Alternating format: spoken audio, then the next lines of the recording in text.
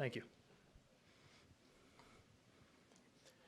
Aidan, could you talk about second half adjustments? What were some things that you guys talked about wanting to adjust to in the second half, and maybe what happened when the team kind of started to lose momentum a little bit? Yeah, I think definitely didn't play well enough in the second half. I think, we tried to continue with our run game and had success with our run game, and then I think that we just had a couple 3-and-outs that, it's hard to do that against this team, to not, put drives together. We kept our defense on the field for too long, and so we got to do a better job sustaining and, like you said, do a better job in the second half executing.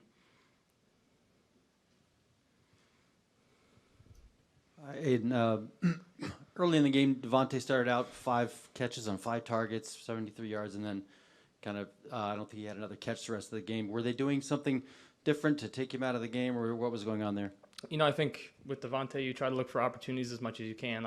I know I missed him on that 3rd and 8 at the end of the game, and missed him on a couple more. So, it's my responsibility to get him the ball, especially when he's in one-on-one situations. And, we're trying to continue to call plays for him to get him open. And so we got to do a better job, myself, of just getting the ball to him in space and letting him be a good athlete. Aidan, you guys couldn't have asked for a better start. But collectively, what's the message here in terms of sustaining that momentum and building off it, and basically putting your foot on somebody's throat and making sure you don't give it back? Yeah, it's you got to sustain. You got to continue your intensity, and especially against a really good team that's won a lot of games and won a lot of games where they had to come from behind. And so it's our responsibility to continue to every drive lock in, every play lock in, try to do our job. And you can't worry about what's on the other side of the ball, same as the defense can't worry about what we're doing. We have to worry about our individual jobs and try to do this best we can to help the team.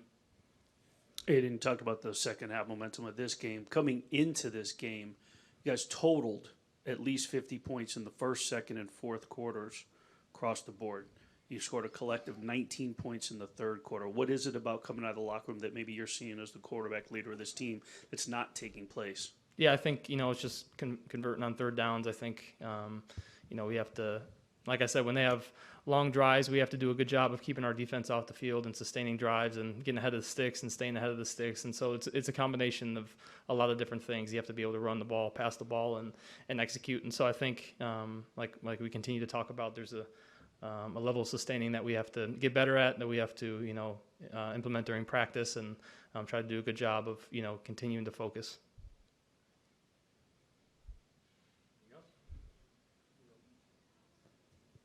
I was also just going to say, this is your first start where you did not have a turnover the single game, which I guess you could see as a silver lining. How much of an emphasis was keeping onto the ball to you going into this game, and how did your offensive line help you in accomplishing that goal?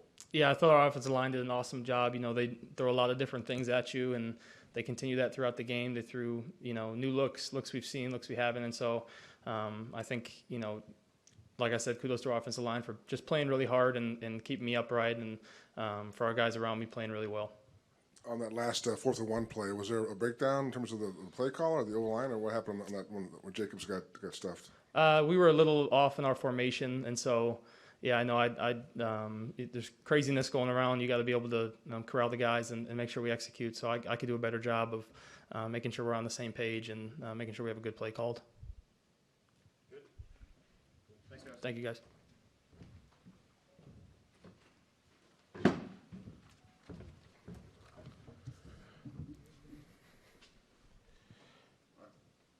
Antonio, couldn't ask for a better start, getting up 14-0. What's the collective kind of message or learning lesson in terms of holding on to that momentum and not giving it back and putting your foot on somebody's throat and squeezing it out, winning the game? Yeah, you're squeezing all we can. I mean, obviously 14-0 is what you want. That's a great start. But you knew at some point, world champs, Patrick and those guys will start making plays. They did, had a good drive there. Okay, got to get going offense. And, obviously it's a collective group thing, right? It's not just the defense, it's offense, special teams. And I think as the game went on, for 4 quarters, they became a better team. We had a quarter here or there, and as the game go on, there's a reason why Patrick Mahomes is the best quarterback in football and Kelsey's there. But we got to do a better job of stopping those two players. And then we got opportunities on offense that we can make some plays, and we didn't make them again. So it comes down to execution, and we got to keep working on that.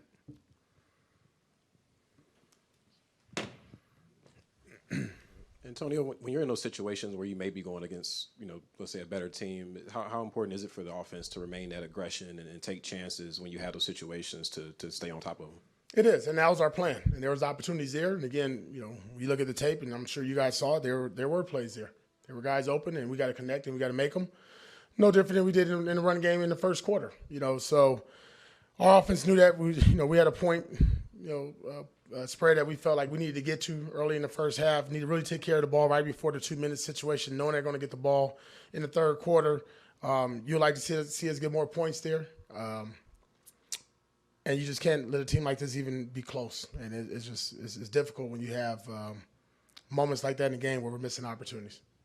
AP, back in the first half, back in the first half when you decided to kick the field goal, obviously anyone would have thought that was automatic with Daniel. I'm not questioning Daniel's miss. Can you talk about, you had momentum, why you didn't, what was your thought process to go for the field goal and not go for it on 4th and 1? Yeah, you learn each and every week the things you'd have done different. We were moving the ball. We was doing good. And, listen, defense just had 2 great stops. Let's go ahead and get up 10-0, and we missed it. And I'm not going to second-guess ourselves. We went into the game with a certain mindset that if we got opportunity to put up points, let's put on points. Let's not make that decision that we made the week before. Each week is different, and this week is about putting points on the board. Antonio, you mentioned about they're the defending Super Bowl champs. You know what they're bringing, right? When you're coaching in your first games against the Giants and the Jets, and you have that confidence, does it start to get in your head a little bit as a new coach? Do you start thinking, maybe overthinking, these are the champs, and in that moment, or did you have the same thought process against the Giants, against the Jets, against the Dolphins, against the Chiefs? No, I think every game has a different process and a way to win. This one, we didn't blink. I don't think you just jump up 14-0 if you weren't going to be aggressive and feel that way. I think we knew early on we could run the ball with Josh. We did that. We knew we had a great opportunity there with Tay on the outside, and we took advantage of that. And then at a point, like every game is going to come to a point where offense stales. And then, all right, how do you rebound from that? And what we're struggling with right now is just rebounding from those dry moments. And you see them. It's very evident in the game. Either a negative play on the second down or on the third down, the conversion where we have a concept or a play that we like and we're not hitting it.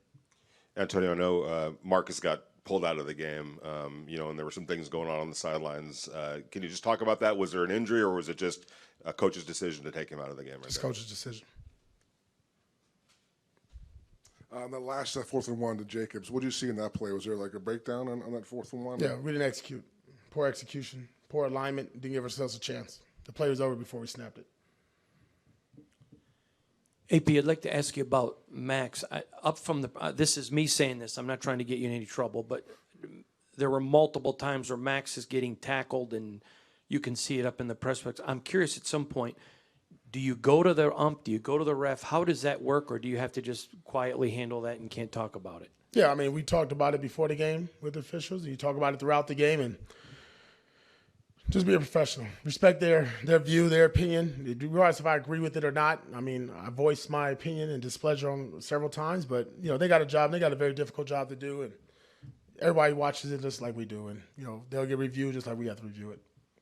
They had a lot of success on the crossing route. Something where you tip your cap, or something you're disappointed in your defense for? Yeah, that? disappointing. We knew it was coming. A lot of speed on the field. Opportunities there for us. Just you get the guy down. Give us another chance, and we didn't do that. And that's a little bit of anticipation. Pre-snap awareness by formations, which I thought we did a good job of awareness and working on that throughout the week. And then in the game, again, what we talked about this week was execution. And in critical moments, especially late in the second half, we didn't execute at a high level. Coach, you came on the scene with 2 wins against the New York teams, stepped up in class, too much better. I'm wondering, what kind of impact has the losses have it on you? And this is really kind of first case of adversity now, losing back-to-back. Yeah. What kind of adjustments will you be making personally in terms of how you approach the coaching job? Yeah, it don't matter if I start off 0-2 and then won the last 2. Each and every week is going to be a challenge. Obviously, the last 2 teams are very dynamic, explosive. You're talking about world champs here. A team that's been dominating, good quarterback, good coach, well-coached team. What lessons do I take from it? Don't take anything for granted. Don't take the wins for granted. Don't take the losses. We treat them the same way. I'll learn. Obviously, AP's going to get better, and Bo's going to get better. Aidan's going to get better. Max, Patrick Graham. We all got to get better, man. That's at the end of the day, whenever this is over with and how it ends and the season's over, we'll look back and say, okay, these are things you got to work on going forward. And I think for me personally, it's just sitting back looking at how the game is managed. Is it the ideas is right? Is where we're practicing, showing up on the game field, and that's my job to get that better. Antonio, late bye for you guys. Surely you don't want to go into the bye losing the 2 games before it, but what is your focus going to be in this bye week? Get healthy, get fresh. We got 2 home games coming up. We talked about that as a team, as a staff. It was a great opportunity for us, with 3 straight home games. Obviously, this one to go like we wanted to, but we got the Vikings coming in. But first and foremost, I told our guys to get themselves right, get healthy, get fresh. 12 weeks is a long time to go without a bye. And these guys have really battled through it, fighting through injuries. You saw what Max went through this week and the will to want to play. These guys are not quitting. There's no quitting in this team, and it won't be quit next week. They're going to the bye. We'll become fresh. We'll get back to work on Monday. Get ready for the Vikings at home.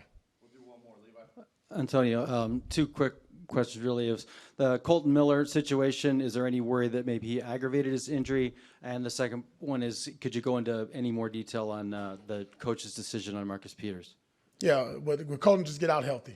At some point you got to be realistic how the game's going. Take care of your best players, no different than what we do with Max. And then Marcus Peters was just a coaching decision. All right, thanks, Coach. Cool. Thank you, guys.